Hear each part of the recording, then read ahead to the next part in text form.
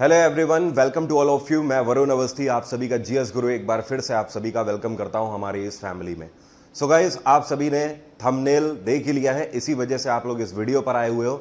जाहिर सी बात है, जो थंबनेल पर लिखा हुआ है वो बिल्कुल सही लिखा हुआ है। इस योजना का नाम है हरिहर योजना, और जी हां, इस योजना के तहत भारत में पहली बार कोई ऐसी स्कीम लॉन्च करी गई है जिसके तहत आपको, अगर आप इसके बेनिफिशियरी हो, तो आपको ग्रुप सी और डी की नौकरी बिना परीक्षा दिए मिल जाएगी। इस छोटे से वीडियो में मैं आपको हरिहर पॉलिसी के ही बारे में बताने वाला हूं। इस पॉलिसी का फायदा किसको मिलेगा और किसके द्वारा इसको लॉन्च किया गया है। पहली चीज तो इसको हरियाणा में खट्टर सरकार के द्वारा लॉन्च किया गया है अभी हाल ही में, और इसका नाम है हरिहर योजना। हरिहर का यहां पर फुल फॉर्म है homeless abandoned and surrender children rehabilitation initiative of Haryana. अब समझो हरिहर योजना का मेन मकसद क्या है। उस पर आने से पहले आपको बता देता हूं, खट्टर सरकार ने इस स्कीम को 8 मार्च 2021 को लॉन्च किया था, क्योंकि उस दिन हम लोग अंतर्राष्ट्रीय महिला दिवस मनाते हैं, इंटरनेशनल विमेंस डे। उसी के उपलक्ष्य में इसको लॉन्च किया गया था। लेकिन उसके बाद से अभी तक कल के दिन इसको पूर्णतः मंजूरी मिली हुई है उनकी विधानसभा से, क्योंकि उनके कैबिनेट के द्वारा पूरे तरीके से इसको मंजूरी दे दी गई है। और फाइनली कल के दिन हरियाणा सरकार ने इसको पूरे तरीके से हरियाणा में अप्लाई कर दिया है। अब समझो हरिहर योजना किसके लिए है। ध्यान रखिए, ये योजना अनाथों के लिए है। ऐसे अनाथ जो कि हरियाणा सरकार के अंतर्गत रजिस्टर्ड हैं। बात आ रही है समझ, क्या कहने का मतलब है।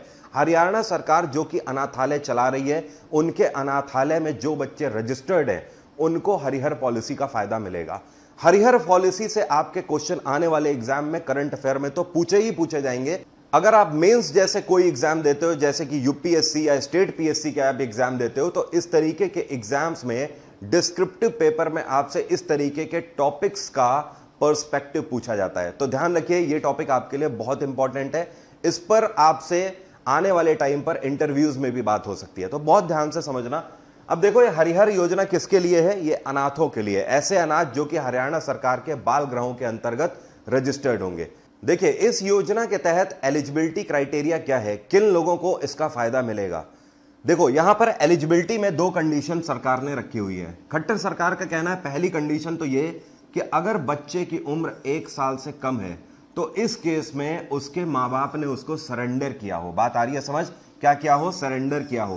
कहने का मतलब ये कि अगर कोई भी ऐसे माँ बाप हैं जिन्होंने अपने बच्चे को पाल नहीं पा रहे हैं तो वो क्या करके गए हो, हरियाणा सरकार के बाल गृह में अपने बच्चे का रजिस्ट्रेशन करा के और वहीं अपने बच्चे को छोड़कर चले गए हो।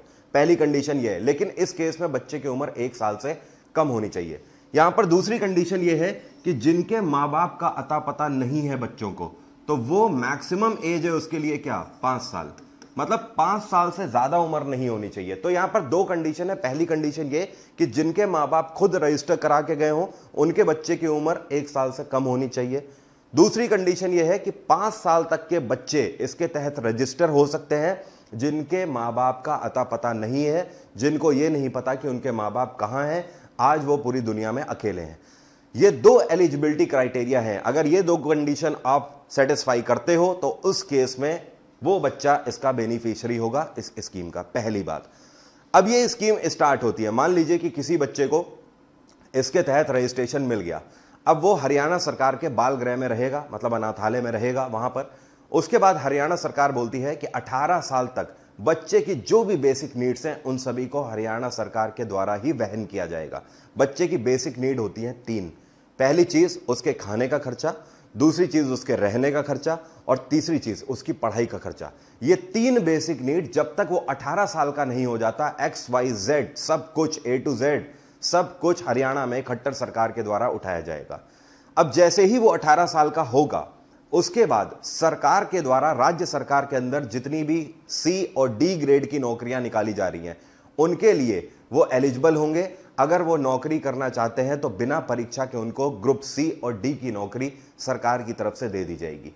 ध्यान रखिए, एक क्वेश्चन आप लोगों के दिमाग में यहां पर आ सकता है, क्या इस तरीके के स्टूडेंट्स को रिजर्वेशन मिलेगा, इस तरीके के स्टूडेंट्स को? तो आंसर है यस, क्योंकि खट्टर सरकार क्या कर रही है, इस तरीके के स्टूडेंट्स को कौन सी कैटेगरी में रखेगी, इनको EWS की कैटेगरी में रखेगी। इसको बोलते हैं economic weaker section category. Economic weaker section category के तहत पूरे भारत भर में 10% आरक्षण दिए जाने का प्रावधान है। अब आप कहोगे सर सरकार तो बोल रही है कि 18 साल तक अगर वो पढ़ाई करेंगे ऑर्फनेज में तो उसके बाद सी और डी ग्रेड की नौकरी तो वो डायरेक्टली दे देंगे, तो फिर इस आरक्षण की जरूरत क्या है? देखिए कहानी अभी यहां पर खत्म नहीं हुई है। खट्टर सरकार क्या बोल रही है, इनका कहना है कि 18 साल तक जब तक वो अनाथालय में रहता है बच्चा, वो बच्चा अगर 12th पास कर लेता है तो उसको ग्रुप सी और डी की नौकरी सरकार की तरफ से ऑफर करी जाएगी। पहली कंडीशन है वो नौकरी कर ले, दूसरी कंडीशन है या तो वो नौकरी ना करे। अगर वो नौकरी नहीं करता है, आगे वो ग्रेजुएशन और पोस्ट ग्रेजुएशन करता है, तो ध्यान रखिए वो पोस्ट ग्रेजुएशन और ग्रेजुएशन करने के बाद ग्रुप ए और बी की नौकरियों के लिए एलिजिबल होगा। ग्रुप ए नौकरी का मतलब जैसे कि यूपीएससी पीएससी की नौकरी हो गई, और ग्रुप बी का मतलब जैसे इंस्पेक्टर ग्रेड की नौकरी हो गई जो कि सीजीएल के थ्रू जाती है। इस तरीके की नौकरियों में भी उसको 10% का आरक्षण मिलेगा इकोनॉमिक वीकर सेक्शन कैटेगरी के तहत। लेकिन ध्यान रखिएगा यहां पर भी एक और बहुत बड़ा फायदा इस तरीके के बच्चों को रहेगा जो कि हरिहर पॉलिसी के तहत है। ये बच्चे अगर आगे ग्रेजुएशन पोस्ट ग्रेजुएशन करके ग्रेड ए और बी की नौकरी के लिए जाते हैं तो वहां पर इनको रिटर्न निकालना जरूरी है। रिटर्न ये निकालेंगे, इंटरव्यू में इनको छूट दे दी जाएगी, इंटरव्यू इनका वहां पर भी कंडक्ट नहीं होगा। बात आ रही है समझ क्या कहने का मतलब है? तो ओवरऑल मैं आपको बता देता हूं, 18 साल तक हरिहर पॉलिसी के तहत अगर बच्चा हरियाणा के अनाथालय में रहता है तो 18 साल तक अगर वो 12वीं तक अपनी पढ़ाई पूरी कर लेता है तो ग्रुप सी और डी ग्रेड की नौकरी जो है वो डायरेक्टली ले सकता है विदाउट एनी एग्जाम। दूसरी कंडीशन ये है कि अगर वो ए और बी ग्रेड की नौकरी के लिए जाना चाहता है तो उसके लिए उसको 10% का आरक्षण मिलेगा रिटर्न में, और केवल रिटर्न देने की उसको जरूरत है, उसको इंटरव्यू देने की जरूरत नहीं है। ये दो कंडीशंस हो गई नौकरी के लिए। अब एक तीसरी कंडीशन, जब तक इस बच्चे की मान लीजिए इसकी नौकरी लग गई कल को, उसके बाद मान लीजिए सी ग्रेड की ही नौकरी लग गई, वो किसी क्लैरिकल ग्रेड में नौकरी कर रहा है, जैसे ही उसके बाद जब उसकी शादी होगी तो जब उसकी शादी होगी तब एक साथ उसको उसका पैसा दे दिया जाएगा, जितना भी पैसा उसके अकाउंट में जमा है। ध्यान रखिएगा यहां पर जो रिम्बर्स की पॉलिसी है, रिम्बर्स की पॉलिसी के तहत हरियाणा सरकार का कहना है पूरा पैसा उस बच्चे का जो अकाउंट में आता रहेगा, सैलरी से लेकर सब कुछ, या फिर जितनी भी स्कॉलरशिप का पैसा है, वो सारा पैसा उसको तब दिया जाएगा जब जिस दिन उसकी शादी होगी। यहां पर एक टाइम ड्यूरेशन है, उसके लिए भी सरकार ने बहुत कुछ सोचा है। मान लीजिए 18 वर्ष की उम्र में वो अनाथालय से निकलता है और तुरंत सी ग्रेड की नौकरी ले लेता है मान लीजिए, इसके बाद ये मान लीजिए 4 साल तक और पढ़ाई करते रहते हैं। इस व्यक्ति को अगर 4 साल तक कोचिंग करने के लिए, बाहर पढ़ाई करने के लिए, मान लीजिए दिल्ली में वो यूपीएससी की कोचिंग करने आते हैं, तो जो भी इस व्यक्ति को पैसा चाहिए इसके अकाउंट का 20% तक मैक्सिमम ये निकाल सकता है। ध्यान रखिए मैक्सिमम 20% निकाल सकता है, इसके आगे पैसा नहीं निकाल सकता। मान लीजिए इस व्यक्ति ने कोचिंग करी, 20% पैसा निकाल दिया, बाकी जो 80% पैसा है ये व्यक्ति जिस दिन शादी करेगा सरकार की तरफ से वो पूरा पैसा उठाकर इसके अकाउंट में ट्रांसफर कर दिया जाएगा, इनके और इनके वाइफ के ज्वाइंट अकाउंट में। बात आई समझ? क्या कहने का मतलब है? एक चीज और, ये जो इनको नौकरी दी जाएगी ग्रुप सी और डी की, ये एक्स ग्रेशिया स्कीम के तहत दी जाएगी। कब से कब तक ये पॉलिसी है? ध्यान रखना है आपको, जब से उसका रजिस्ट्रेशन हुआ है 5 वर्ष से कम उम्र में और 18 वर्ष तक। उम्मीद करता हूं आप सभी को क्लियर हो गई होगी हरिहर पॉलिसी क्या है। एक लास्ट क्लॉज आपको बता देता हूं, अगर कोई भी ऐसा बच्चा है मान लीजिए जो 18 साल तक अनाथालय में रहता है, अगर वो पढ़ाई नहीं करता है, ठीक है, तो 18 वर्ष के बाद वो आजाद है, आम समाज में वो कोई भी नौकरी जाके कर सकता है, बिल्कुल आजाद घूम सकता है आम लोगों की तरह। लेकिन ध्यान रखिए इस केस में खट्टर सरकार का कहना है अगर वो पढ़ाई नहीं करता है 18 साल तक, तो उसके बाद जब वो अनाथालय के बाहर जाएगा तो उसको सरकार की तरफ से कोई भी फायदा नहीं मिलेगा। तो इस केस में हरिहर पॉलिसी में आप सीधी सी बात देख सकते हो, जो सबसे बड़ा फायदा है वो एजुकेशन का ही फायदा है। एजुकेशन जो स्टूडेंट इसके तहत लेगा उसकी लाइफ सीधी सीधी बिल्कुल बनी हुई है। ठीक है, उम्मीद करता हूं आपको पूरी पॉलिसी समझ आ गई होगी।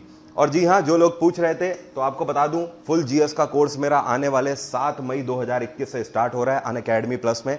ये पेड कोर्स है जिसमें मैं आपकी पूरी कंप्लीट करा रहा हूं history, polity, geography, science, economics और साथ ही साथ करंट अफेयर। तो आप इसको ज्वाइन कर सकते हो। डिस्काउंट कोड है वरुण 777। अगर आप इसको लगाओगे तो 10% का आपको अनअकैडमी में डिस्काउंट मिल जाएगा मेरे कोर्स के लिए। साथ में ध्यान रखिए स्टैटिक्स जीके का अभी हाल ही में मेरा कोर्स लॉन्च हुआ था, आप उसका भी फायदा एक ही सब्सक्रिप्शन के तहत उठा सकते हो। उसमें मैंने हिंदी और इंग्लिश पूरी पीडीएफ स्टैटिक जीके की प्रोवाइड करी हुई है। ऐसे स्टैटिक जीके के मैंने आपको वहां पर नोट्स बनवाए हुए हैं कि आपको किसी भी वनडे एग्जामिनेशन के लिए सोचने की जरूरत नहीं है।